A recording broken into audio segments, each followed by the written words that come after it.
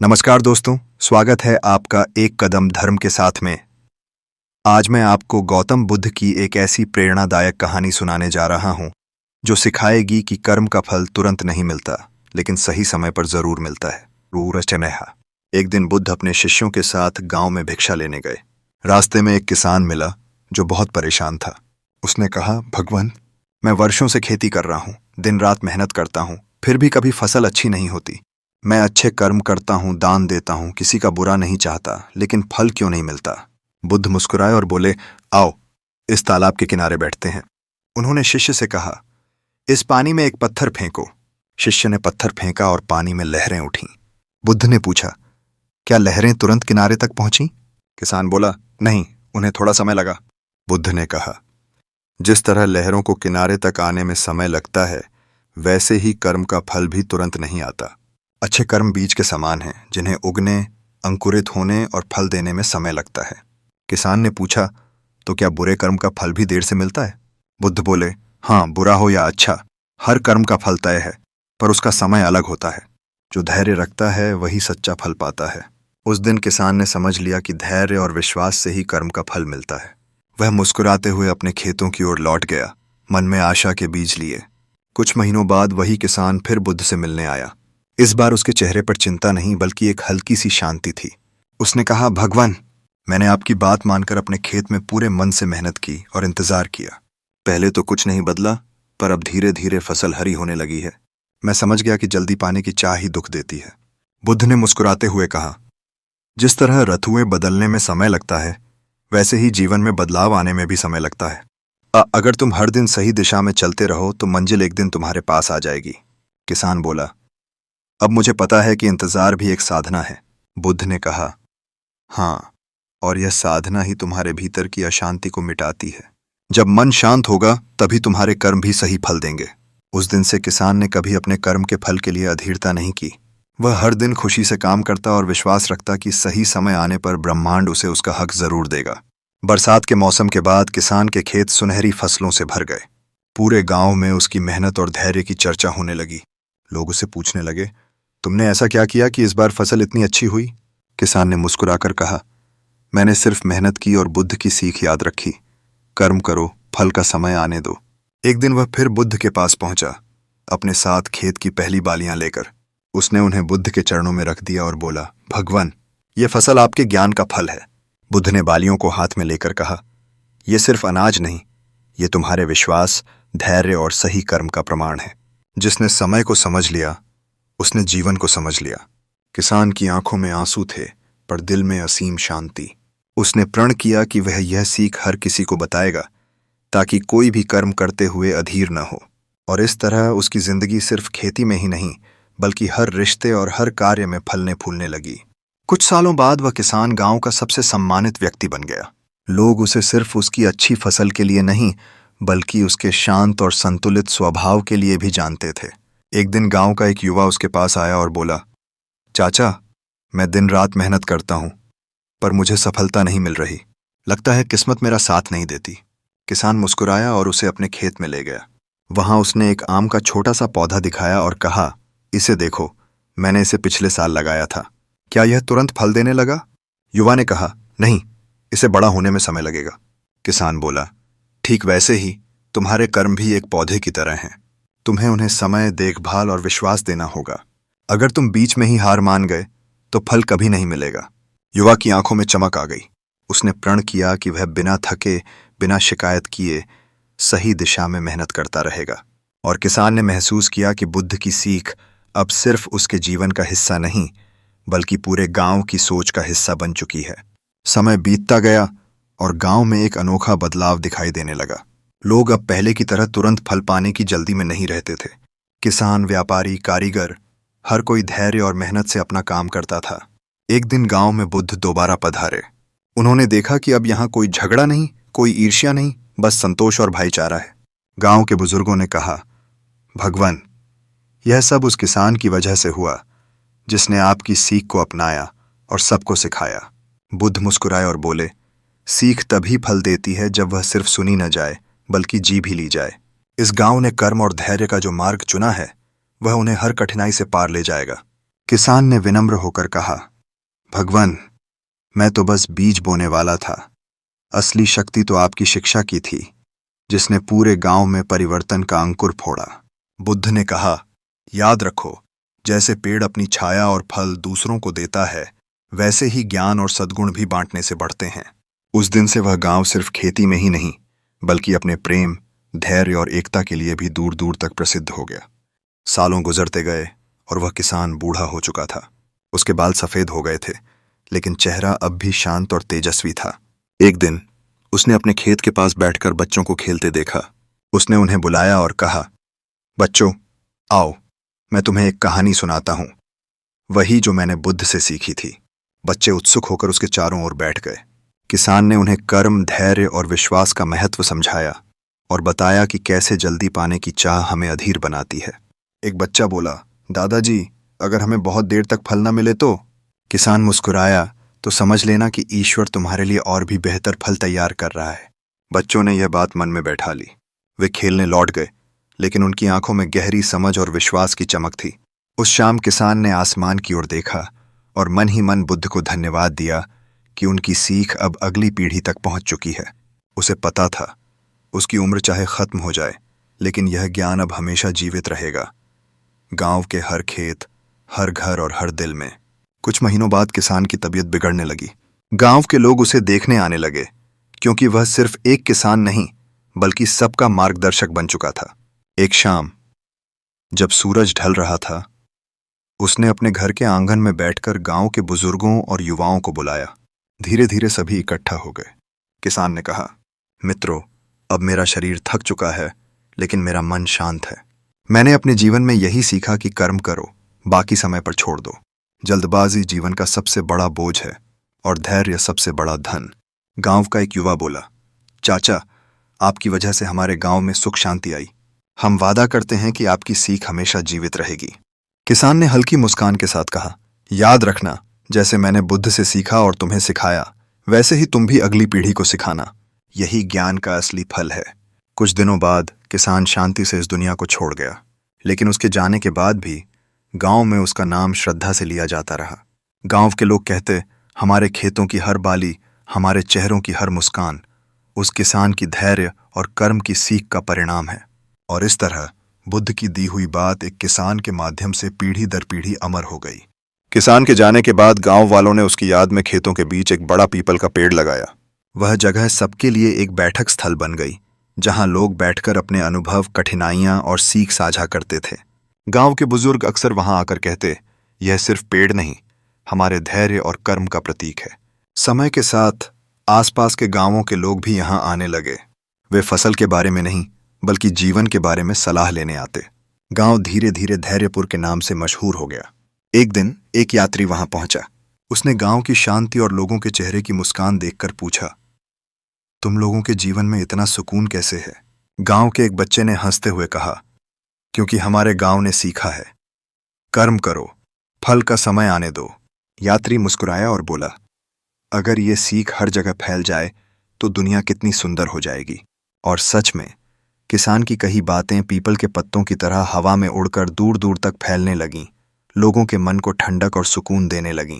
साल गुजरते गए और धैर्यपुर गांव एक तीर्थ जैसा बन गया।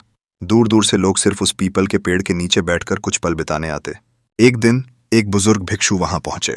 उन्होंने गांव के लोगों से पूछा, क्या तुम जानते हो, यह धैर्य और कर्म की शिक्षा कहां से आई? गांव के एक बुजुर्ग ने उत्तर दिया, हाँ, ये हमारे पूर्वज किसान को बुद्ध ने दी थी। उसने इसे जीकर हमें सिखाया और हम इसे आगे बढ़ा रहे हैं।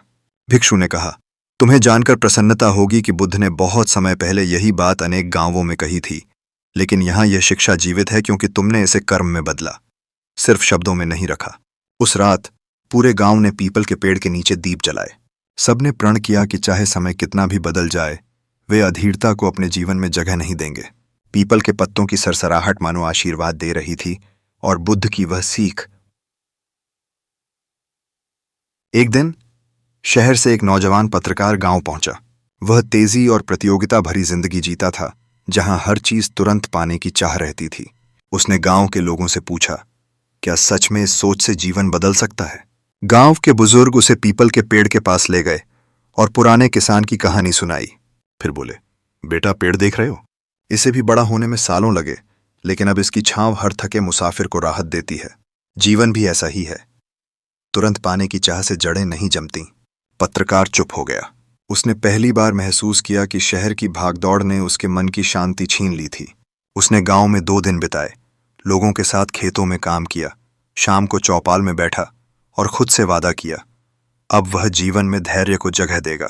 जब वह लौट रहा था, पीपल के पेड़ की एक पत्ती उसकी गोद में गिर पड़ी। उसने उसे अपनी डायरी में रखा, मानो किसान और बुद्ध की सीख अब हमेशा उसके साथ रहेगी। सालों बाद वही पत्रकार एक प्रसिद्ध लेखक बन गया। उसकी किताबें सिर्फ सफलता के बारे में नहीं, बल्कि धैर्य, कर्म और सच्चे जीवन मूल्यों के बारे में होती थीं। एक दिन उसने अपने नए उपन्यास का विमोचन धैर्यपुर के पीपल के पेड़ के नीचे किया। गांव के लोग, दूर दराज के मेहमान और बच्चे सब वहां इकट्ठा हुए। लेखक ने किताब हाथ में लेकर कहा, यह कहानी मैंने नहीं लिखी, यह तो उस किसान ने लिखी थी जिसने बुद्ध की सीख को अपने जीवन में उतारा और दूसरों को भी सिखाया। मैं तो बस उसकी आवाज आगे पहुंचा रहा हूं। गांव के बुजुर्गों ने भावुक होकर कहा, देखो, किसान की बोई हुई सीख आज भी फल दे रही है। उस शाम जब सूरज ढल रहा था, लेखक ने पीपल के पेड़ को देखा।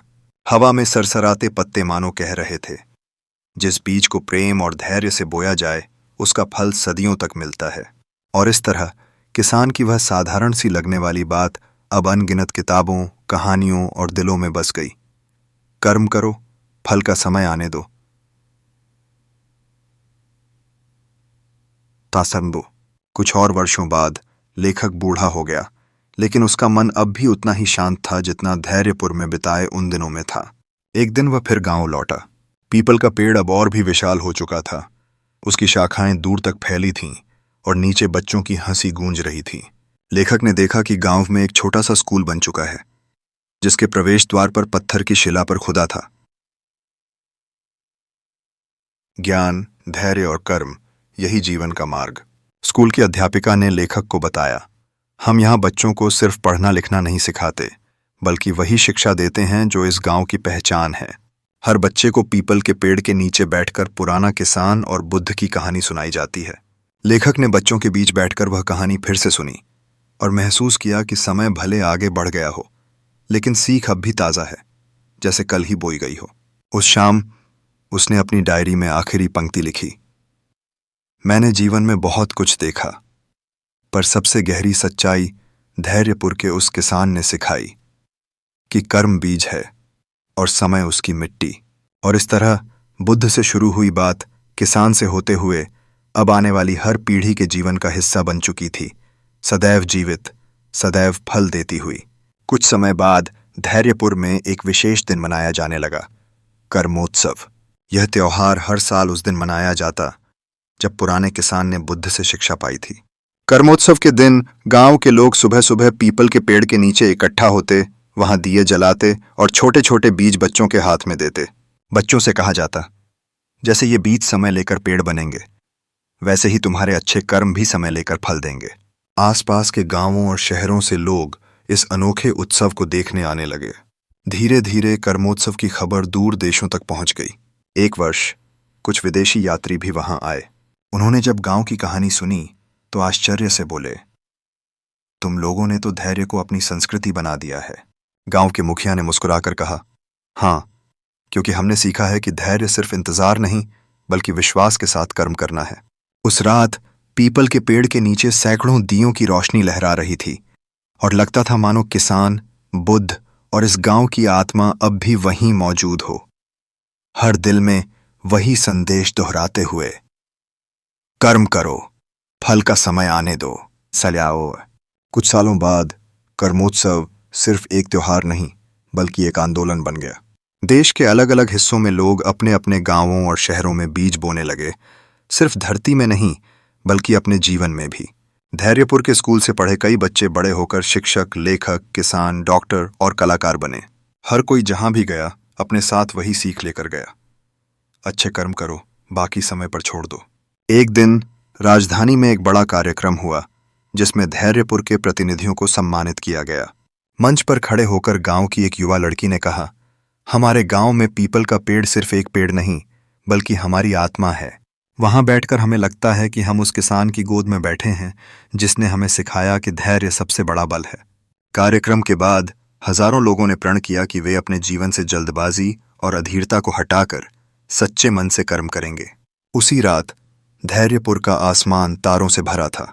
पीपल के पत्तों में सरसराती हवा जैसे कह रही थी, किसी का अच्छा कर्म कभी व्यर्थ नहीं जाता, बस समय को अपना काम करने दो। धीरे धीरे धैर्यपुर की कहानी किताबों, नाटकों और फिल्मों में भी आने लगी।